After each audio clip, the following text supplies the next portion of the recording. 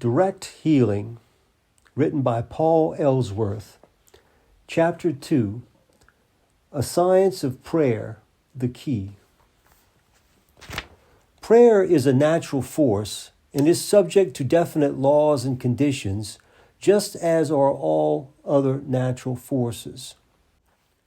If you shove a book off your desk, gravity does not take time to think the matter over and decide whether there are unusual circumstances in the case which may make it advisable for it to work at right angles or in an opposite direction to its usual course, or perhaps not to work at all.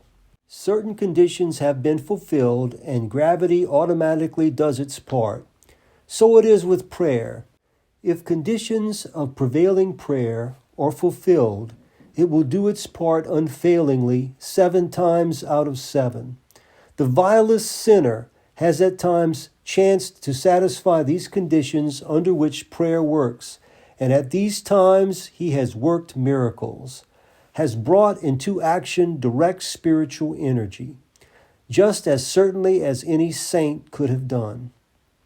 On the other hand, very good people often fail most miserably to find the secret of prevailing prayer, in which case they usually decide that a personal God has looked into the matter and decided to turn down their requests. I would not willingly make prayer any less sacred or any less of a refuge to any living creature. If you prefer to look upon your prayers as personal appeals from a child to his father, you are perfectly right, and you also have a right to decide that the matter is too sacred to be farther discussed.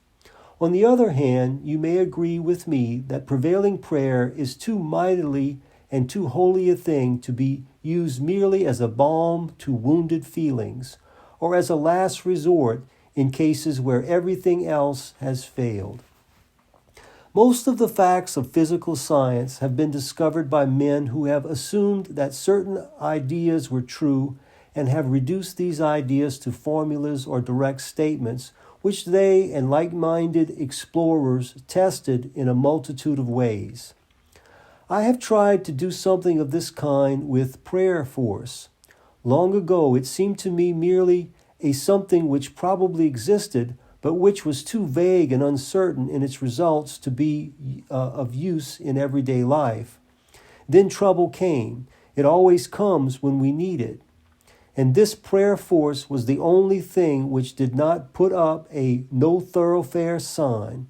I prayed as the Nazarene prayed with an agony of supplication, and gradually light formed itself in the darkness, and something delivered me from the seemingly all-potent evil that had closed down. I am going to state some of my conclusions in regard to prevailing prayer, not because I think that I have solved the problem and have learned all there is to be known about it, nor because I think that all I have to say is settled beyond possible correction or change, but because, following this science of prayer, which has been revealed to me, I have come into possession of a feeling of mastery and serenity which I never had before, and because one other than myself has done all that I have done. Together we have been through the dark valley, and our prayer has routed death itself. I believe that prayer has 2 poles, just as have many other forces. Receptive prayer, the negative element, is that exercise of the spiritual faculties which draws from the infinite source currents of wisdom or power or love. Formative prayer, the positive element, is the expression or putting into use of these currents. Any philosophy which limits prayer to certain formulas or affirmations seems to me to fall short for this reason. It is striving to use a force which it does not always possess and which it takes no means of obtaining. It seeks to be always positive. We must have received spiritual energy from some source before we can utilize it to control the physical world about us. And in the sense of everyday life, this receptive process means a definite and regular letting go of all self-will and desire, for sufficient intervals each day, that the channels between us and the Father may be flushed out and quickened.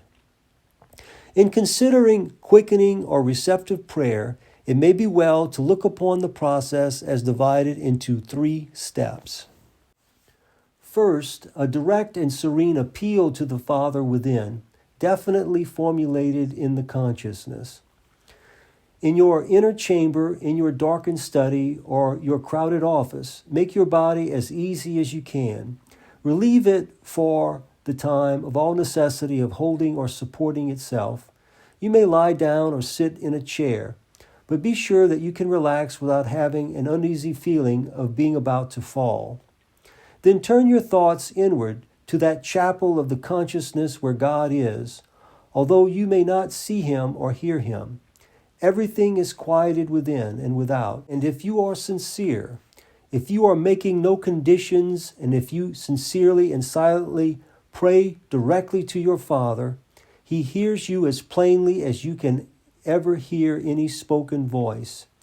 You may say, "Dear Father, I ask that Thou wilt quicken me with Thy Spirit of communion, so that I shall show forth love and wisdom and power. Teach me to radiate life and kindliness, to be broad and tolerant, and serene and fearless, and grant that at this time Thy quickening Spirit may permeate me in body and consciousness, that I may be regenerated." Pray simply and directly for that which you especially need in the way of spiritual energy, for love or wisdom or power. This first step is easy of accomplishment, but that which follows is probably one of the most difficult things which you will ever have to learn to do. You have heard of the wonderful things accomplished by going into the silence. Well, the silence is the second room which you must enter in receptive prayer. You have made your body comfortable and have turned your attention inward. You have called to the Father within to quicken you with the tide of spiritual energy which you need. Now you must remain silent and passive, and you must neither suggest nor affirm to the energy which fills you, nor must you let your attention wander outward to the things of the material world. You are just to rest, to be conscious and awake, but passive and receptive. Don't even try to feel the energy which is working within you, for your imagination has nothing to do with the process. This is not autosuggestion, nor is it always a process which makes an impression upon your feelings. You may feel nothing, or you may be so shaken that you will be terrified. You are in the hands of the Great One who formed you out of His own spiritual substance, and who best knows how to perfect you in body, consciousness, and estate. There is no certain time which you must remain in the silence. At first, it will perhaps be an unsatisfactory experience, but if you are faithful, you will come to recognize these periods when you are conscious but without formulated thought, and when every cell and fiber of your physical body is being cleansed and regenerated as times of wonderful blessing. At the right time, each withdrawal into the silence will terminate itself. Body and mind will awake with an unshakable demand to be allowed to go to work. You may then shake yourself physically and mentally and pass from the chapel of prayer by way of the third room, that of realization. Do not hurry away to your regular employment, but pause a few minutes and silently examine the thoughts that come to you. Perhaps the wisdom which you particularly need will be revealed to you at this time. If not, you may pass on, knowing that you are going forth regenerated.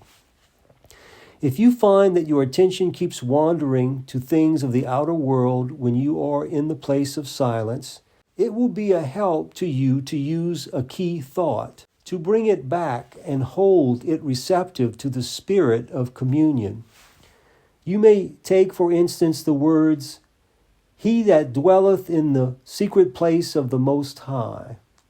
Hold them for a moment, realizing that you are now in the secret place of the Most High. Or you can use those verses from Christ's prayer, "Thy kingdom come, thy will be done." Realize what they mean. Not that you are to give up everything worthwhile in your life, but that you are sincerely and gladly calling in the Spirit which quickens and perfects to fill all of your life instead of merely a little corner of it. But do not fill this time of silence with affirmations or worded prayers. These are wonderfully potent in their places, but this is a time of passivity on your part. Simply bring your attention back if it proves unruly, and keep your receiving apparatus in tune with the spiritual vibrations by a brief consideration of the nature of the process that is taking place. Then rest and receive. And one other thing, the receptive attitude is one of surrender, absolute and complete, of your will and desire to the spirit of communion. For the time you are absolutely open to whatever light comes, no matter how greatly it may revolutionize your life. You needn't be startled or frightened by this idea, for you will never be required to relinquish any real desire of your whole being. If you want to be a painter, or a poet, or a carpenter, or a farmer, your salvation, the perfection and regeneration of your being will be worked out by making you perfect in the thing you desire, not by forcing you to give up this desire and become a preacher or a missionary. But you must let the greater wisdom of the regenerating Spirit direct you at times until your own vision shall have been perfected. You may be traveling in a circle right now in your efforts to do things you long to do. When you enter the silence, don't shut out the light by any mental reservations, and don't be afraid. You are not dealing with a trickster who will try to get the best of you, but with the Father who created you, who is part of you, and who is also the Father and Creator of all your real desires. Formative prayer, the positive pole, is the science of making or drawing things by the direct use of spiritual energy. Back of every physical shadow is the psychical germ or cause, which forms and reforms substance, and through which substance may be controlled. Every human being has some power to influence this cause germ, but receptive prayer opens the consciousness to that full tide of wisdom and love and power which is master absolute in the cause world. All the automatic or subconscious forces of nature, including the physical life or vitality of your body, follow a pattern which is stamped upon them from the cause world. This pattern is usually formed at random and is marred by thoughts of beliefs of sickness, poverty, misfortune, and the existence of evil as a positive force. Disease does not exist. The man who dies of tuberculosis has failed, probably through ignorance, to stamp the right pattern into the invisible but potent world of automatic forces. The so-called disease germs, which are without consciousness, are more closely knit by their very lack of the cause world. And when their progress is not stopped by the interposition of a higher form of life, they do their work perfectly. No disease germ ever disputed ground with spiritual energy, but tissues which are quickened with but a monochrome of real life force and which are continually warped into wrong forms and combinations by wrong ideals and patterns cast into the controlling place of automatic life energy, or simply so much raw material with which they may work. Poverty does not exist. The lack of any physical thing which you may have experienced is due to your having failed to use or having used in the wrong direction the force of formative prayer. Receptive prayer demanded that you put your physical body in an easy position so that you could forget it. This is the first step in formative prayer. Lie or sit so that you can relax without falling or slipping. Close your eyes and let your consciousness travel over your physical body, for tension is a matter of habit, and your muscles may persist in tying themselves into knots even after you have removed the necessity. Begin with your feet and let your attention travel slowly upward, loosening contraction wherever it exists. Note especially the bands of muscles across the abdomen. For fear and worry and strain often expressed in these abdominal muscles and in the nerve centers under them. Drop the knots and tension out of them. Then travel upward and finish this journey of inspection by loosening any frown or wrinkles from your face.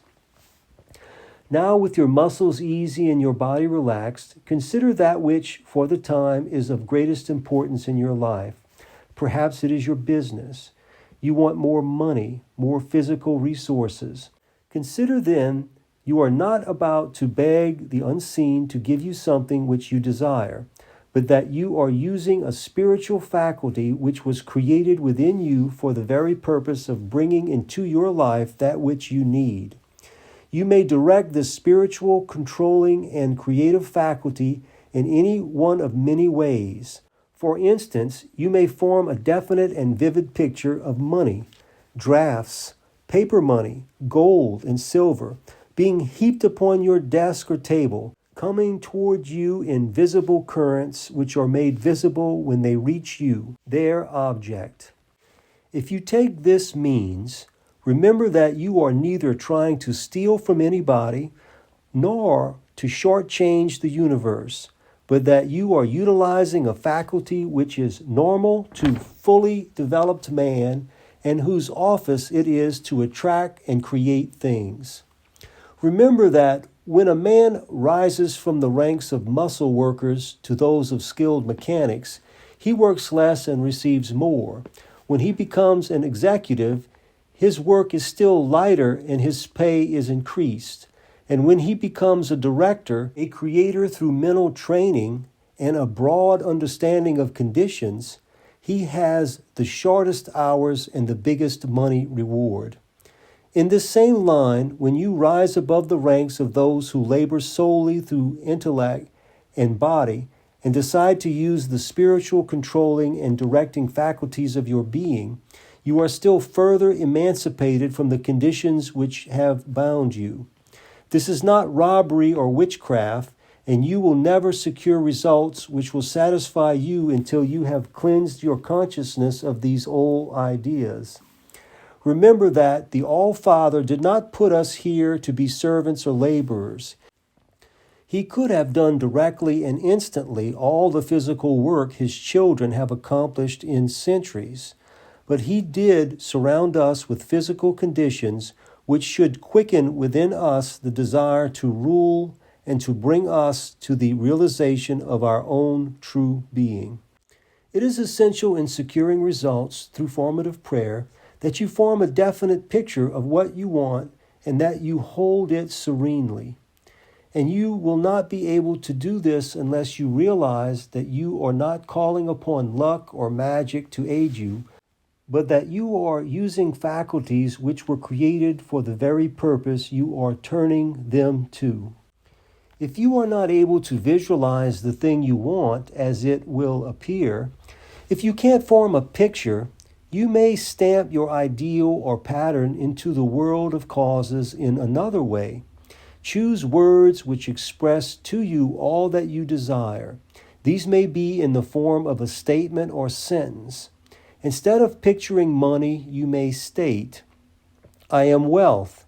The spirit of infinite wisdom and power and love flows into me and through me. And at all times I bring forth those physical things which I need to fulfill my highest desires.